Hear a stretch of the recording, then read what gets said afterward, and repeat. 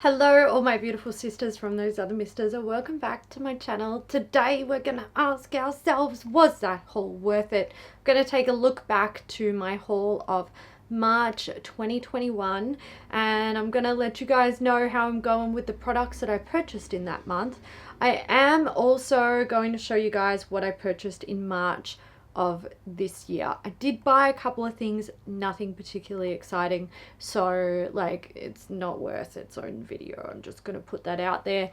I figured we'll put them both together and we can have a chit chat about the beauty stuff. Now I bought a whole bunch of Fenty stuff in March of 2021. I picked up almost the whole range. It might have actually been the whole range at the time of their skincare because I was curious and I wanted to try it. Now I believe I did do a review. I'll try and remember to link that down below. Thank you, editing Hailey. But I picked up a mini pack that had the cleanser, toner and day cream in it. I have two of the items here. The cleanser is currently in my shower. I'm not going to get it because if I bring it in here and then I forget to take it inside when I'm finished filming, I'm going to hate myself because I'm making progress on it. I'm trying to finish it. To be honest, I didn't particularly love anything in the range. The cleanser is fine.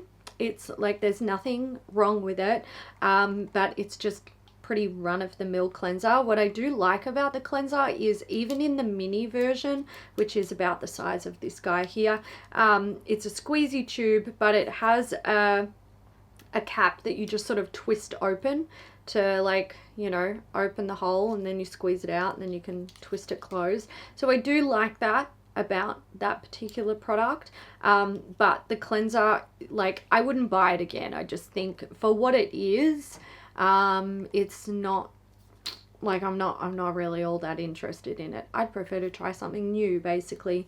Now the Hydro Visor, which is the invisible moisturizer with an SPF 15, this is nice, but if I use it for like too many days in a row, it like clogs me up, and I was having some breakout issues, and especially paired with like the night cream, which I'll get into.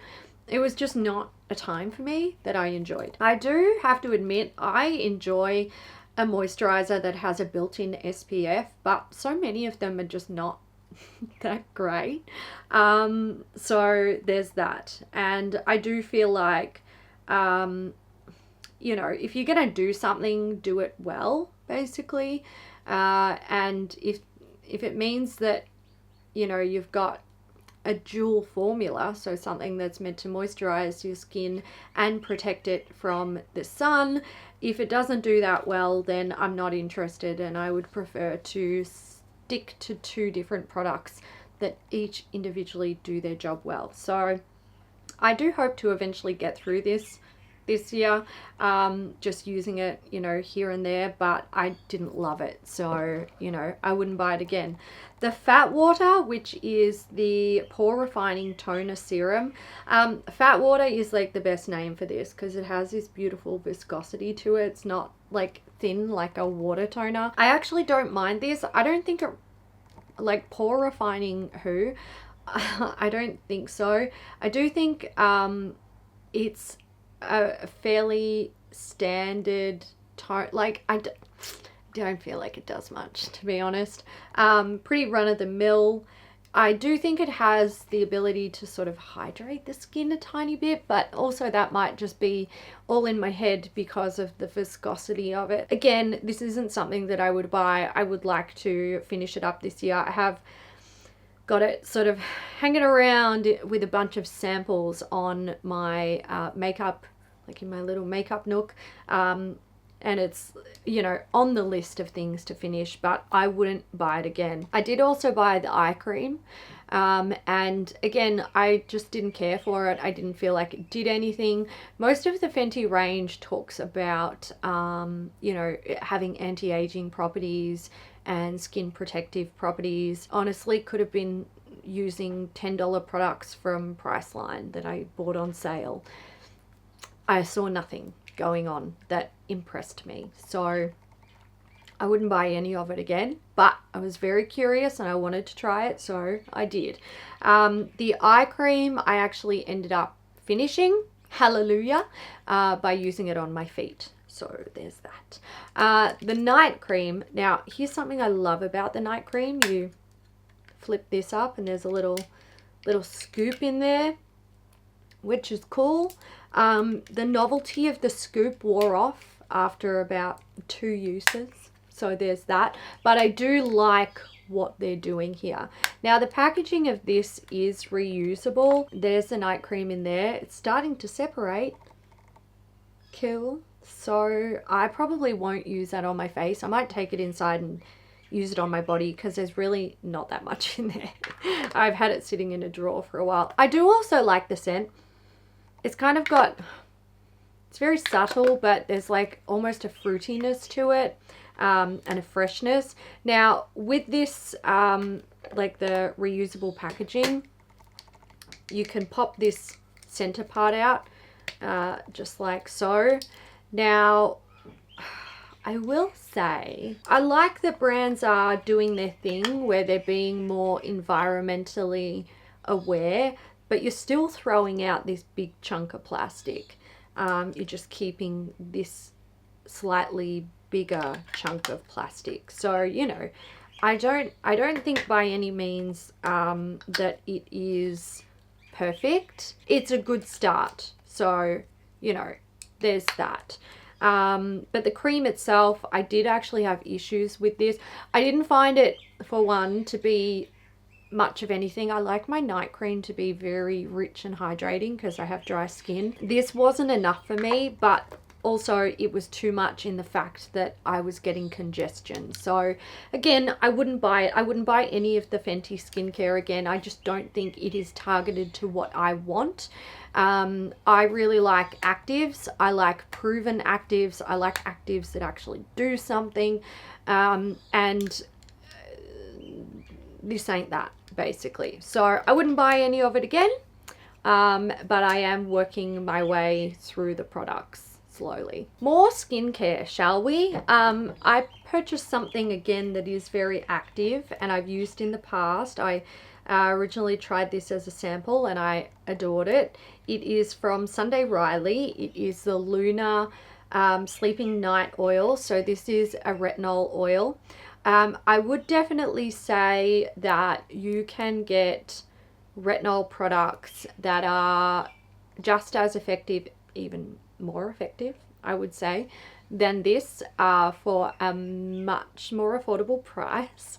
I think what I really like about this is the blue tansy that it contains, and that's what gives it its color. Blue tansy is beautiful for evening out skin redness, which I think works very well with a retinol product, because it can initially, when you're using a retinol product, it can cause something called the retinol uglies, which is essentially where your skin sheds, because retinol encourages faster cell turnover on your skin, which is exactly what makes it effective in anti-aging.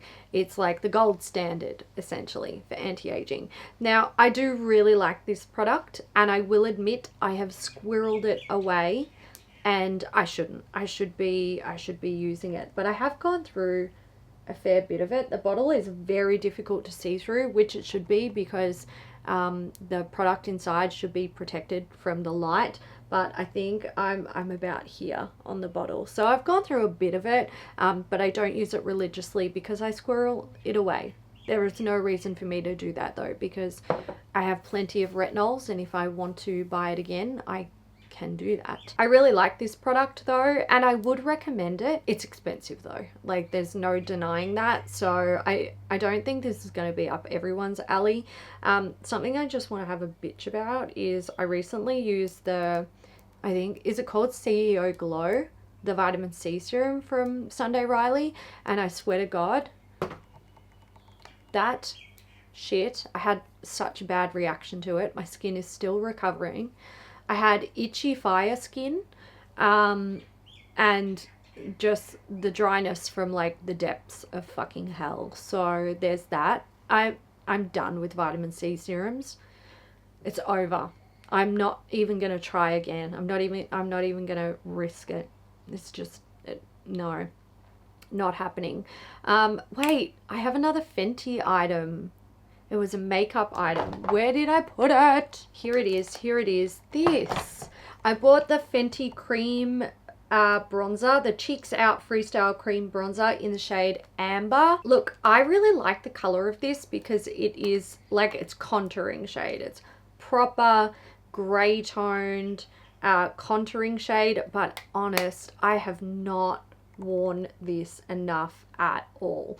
Fantastic color, really good formula. What I like to do with this when I do use it is actually put it on my skin before I put on foundation to, you know, create a contour, and then you just use, like, obviously put it on and blend it in, and then put your foundation over it to bring some life back, because as you can see, it's quite gray. I have actually been using cream bronzer a lot lately, but I've been using my NARS one because my skin is so dry and I can't really use powder anything at the moment, thanks to the Sunday Riley fucking vitamin C serum, which I will never ever forgive. But yeah, I don't use this often. I don't contour often. I definitely wouldn't say that this was a smart purchase for me to make, but it was one of those items that every time I saw it in Sephora, I was just like, oh, I kind of want to buy that and try it. And I did. I bought it and I tried it, and nothing has changed, and I don't really contour, and you know, I don't reach for it. Another thing that was sort of always on my wish list of things that I wanted to buy, and I remember when this product originally came out, I saw it in Mecca and I swatched it and I was smitten, and I didn't buy it because it was a cream product, and at the time I had extremely oily skin and I just knew that I would never wear it, so I didn't buy it. But it was then quite quickly discontinued, or they just stopped making them, and that was because they wanted to make the formula vegan in line with Hourglass's, like the rest of their vegan line. Eventually, years later, they finally got around to it and I picked it up. It is this guy. It's the Illume Sheer Color Trio in the colorway Sunset. So this is a trio of cream products. There is a bronzer, a blush, and a highlight. I love this. It's beautiful. I will say the highlight is quite lackluster, but we'll get to that. So that's the bronzer, really nice. The blush is very beautiful. I do feel that potentially the blush from the original palette was more coral, and this is more pink. Like, I feel like the original one was more of an orangey tone. And the highlight, I don't feel like the highlight really has all that much to offer in this palette, which I think is a shame. But it's not bad. It's just like, I guess when I'm putting on a highlight, especially if it's like a cream or a liquid highlight, I'm kind of going for a vibe of like glow. And this is a vibe of glow, if you get what I'm saying. It's very subtle. But the formula of this is beautiful. I don't have any regrets purchasing it. I still don't use it often enough though, but that's simply because I have way too much makeup, but we're working on it. My next item is also from Hourglass. It is the Red Zero lipstick. So this, again, I did a video on this as well. I'll try to remember to link it down below. This lipstick was created by Hourglass to basically showcase their vegan carmine formula. So they had made a pigment that was the exact replica of the shade carmine, which comes from bugs, crushed bugs, but it is vegan. I love the shade. I think it's beautiful. it's very traditional. Carmine is pretty much the shade that was used in red lipsticks for the longest time. And then, you know, in more modern days, we've seen different pigments of red come about, but you know, Carmine was the first and the original, essentially. It's a very vampy red. I do feel, based on the fact that this is like the original color of red lipsticks, it does have a dated vibe to it. So not everyone is going to be interested in this sort of red, but the technology behind it is great. And like the, you know, or maybe not the technology, but like the innovation behind it is great. And I think being able to create an exact replica of Carmine without killing bugs is a good thing. Now, I haven't used this too much since purchasing it, but look, that's not unusual for me with lipsticks. Is anyone surprised? No. I actually ended up with 2 of these. Madeline ended up with one, and she's like, I'm not gonna wear it, but I know you love Hourglass. Do you want it? Even though you've got one, like, and you're not wearing it and like all that jazz. And I was like, yeah, I do. I still want it. The packaging is really beautiful. I've been screaming for a red Hourglass lipstick component for years, and now I have 2 of them, and these are refillable, so that's great. So yes, I have 2 of these, and no, I don't wear them very often, and that's just the way the cookie crumbles when you have too much makeup. Something else that I purchased from the Hourglass website when I made that order was this. It is the Hourglass Extreme Lash Caution Mascara. I love this mascara. No, I have not opened it, and that is because I'm trying to go through the mascaras that I do have open, but I'm actually using a mini of this mascara at the moment and being reminded all over again just how much I love this and have no regrets for purchasing this. I purchased it to reach the free shipping cap, since I was purchasing from the Hourglass website. And look, I did browse the website to see if there was something else that I would use in a more timely fashion, knowing that I have too many mascaras and I'm not going to get around to this for ages. But there just wasn't anything, and I didn't want to buy something just for the sake of buying it. Well, kind of, all right, I kind of did anyway. But I wanted to buy something that I knew I loved and would get use out of, or was excited to buy. You know, the palette and the lipstick, they were the excited to buy items, and this was one that I knew I would use. So, you know, there's that. It is what it is. Something else that I purchased, I think this is my last item that I purchased last year in March. The Tatcha Radiant Translucent Setting Powder. I've not used this, guys, in like a really, really long time. And it's been in my like pile of makeup items to use, to assess whether I want to keep it or not, because I don't know, I don't think I like this powder.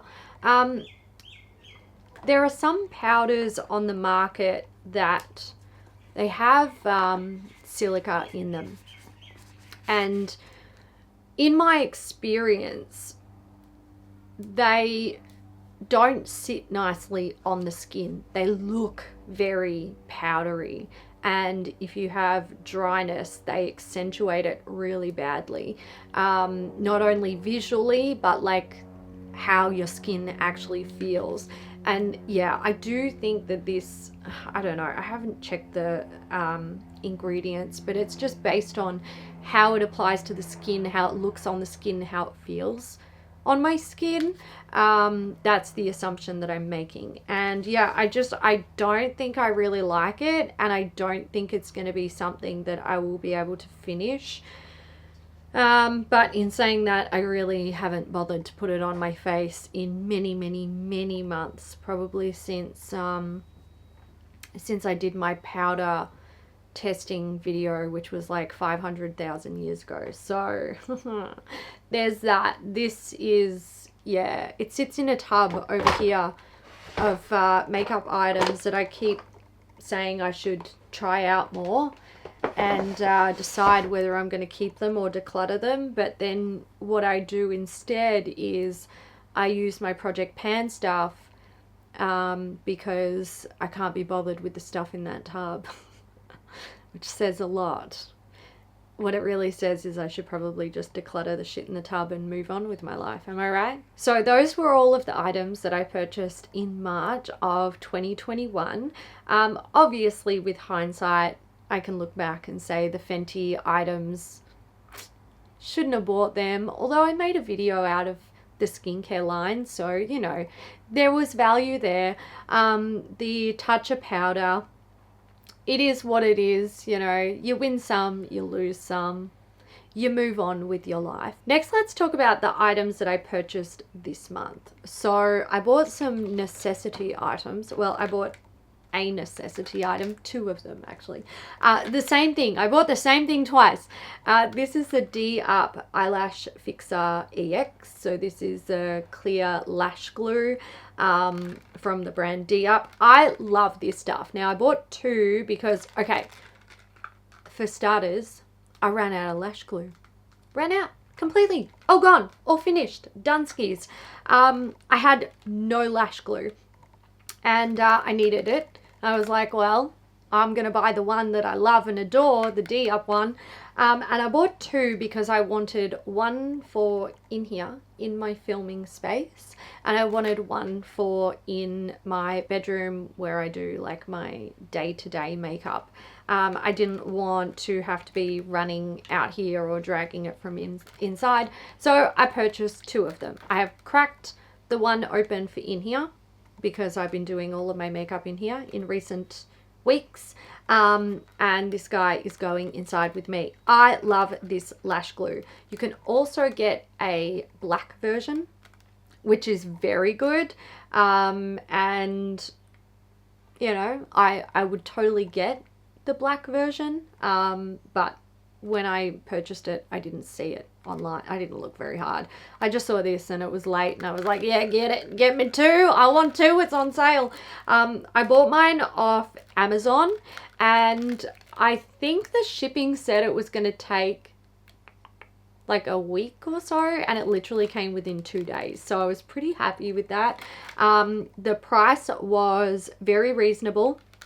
And the reason why I really like this glue is because it goes on with this sort of iridescent blue shade, and as it sets down clear, so you can tell when it's starting to set, and it's very thin, so it's not like, it doesn't build up on your lash band and get all gunky and disgusting, and then when you want to remove it, it's easy to remove, but it's still got good grip. So I love this stuff. Fantastic, absolute favorite, and very, very happy to be well stocked on lash glue again.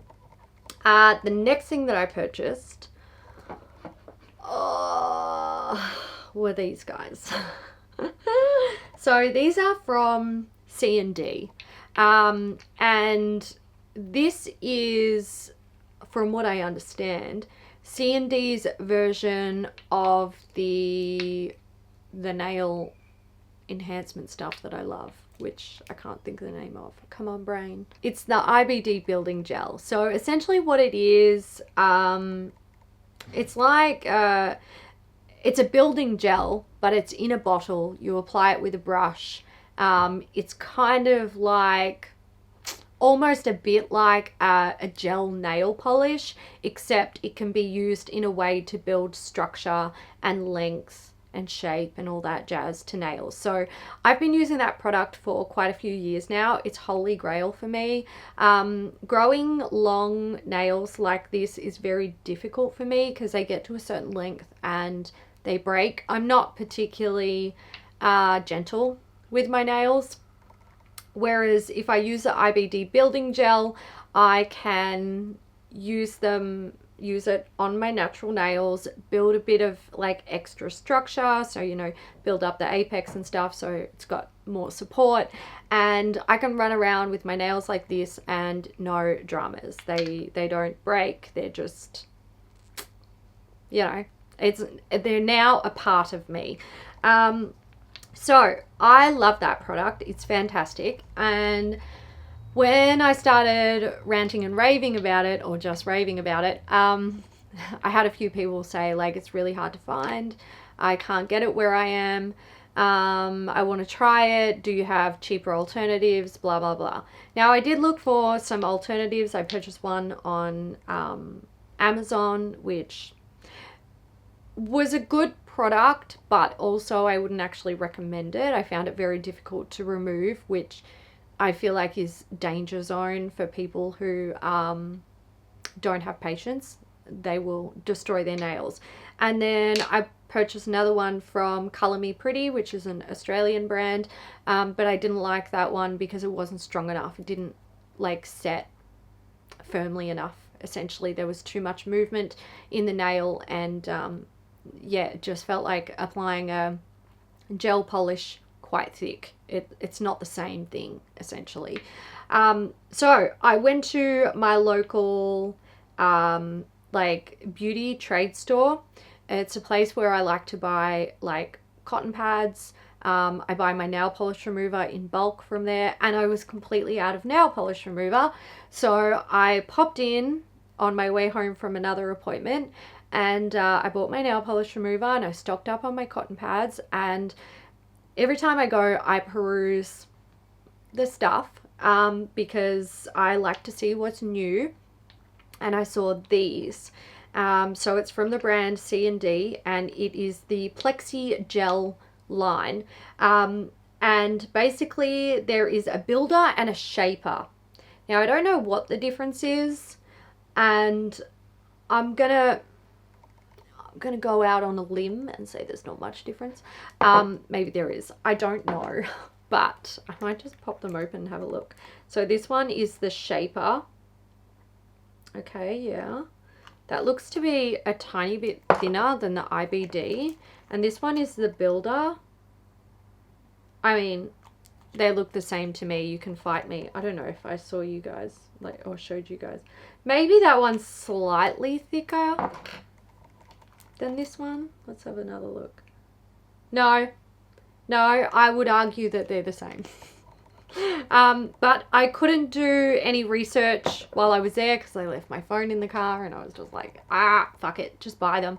And I also got the bonder, so this would be like the base coat. I don't feel like I needed this. Oh, that's really thin. Wow, okay. I'm actually glad that I bought that. Interesting. Okay, anyway, I just made a judgment call at the time. I was like, I'm not going to get the top coat. Top coat's a fucking top coat. But I was curious about the differences between the builder and the shaper. And I thought sometimes the base coat is actually important when it comes to nail systems. And I felt like I had room in my life for another base coat type product, because the one I'm currently working on is almost finished, and then I have one more which has had quite a bit of use. So I'm not like absolutely drowning in base coats, but I am in top coats. So the top coat was an absolute no-go. And these guys, I just wasn't sure of the difference. So I picked them both up. I thought, screw it, I'm gonna try it. I'm gonna see what they're like. They are soak-offs, apparently. The girl that was working there at the time didn't have a lot of experience with nail products. It wasn't her forte. So she couldn't tell me too much, and because I didn't have my phone, I couldn't research. I just, look, stab in the dark, and I'm going to try these out. My nails are in desperate need of an infill, but I'm thinking what I might do is potentially take them off completely and do one hand with one hand with the other, see if I can tell a difference. If I can't, then, you know, great, it's the same thing and don't be fooled. But if there is a difference, I will, I'll be able to tell the difference. So yeah, there's that. If you're a nail person and you've tried the C&D Plexi Gel line, either the shaper or the builder or both, and you do know there is a difference, or, you know, something, if you have more information, let me know. I'm all ears. I love to talk about the products like this. So they were all my purchases for March. Nothing particularly exciting. I am actually, I've started to like save up for renovating my kitchen, which realistically will probably be like a full, like, gut it and redo it. So it's gonna be a very expensive job.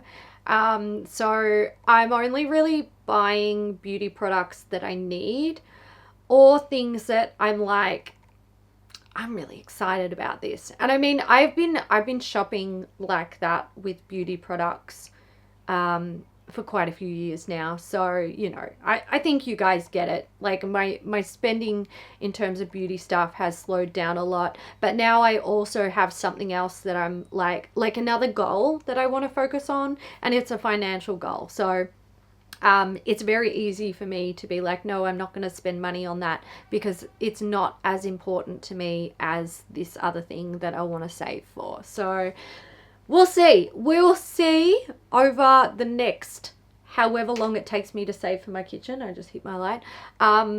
What gets through? What excites me enough for me to spend money on it over putting money aside for my kitchen. If you guys have any thoughts or things to say, feel free to do so down in the comments section, and I will catch you in the next one. Bye.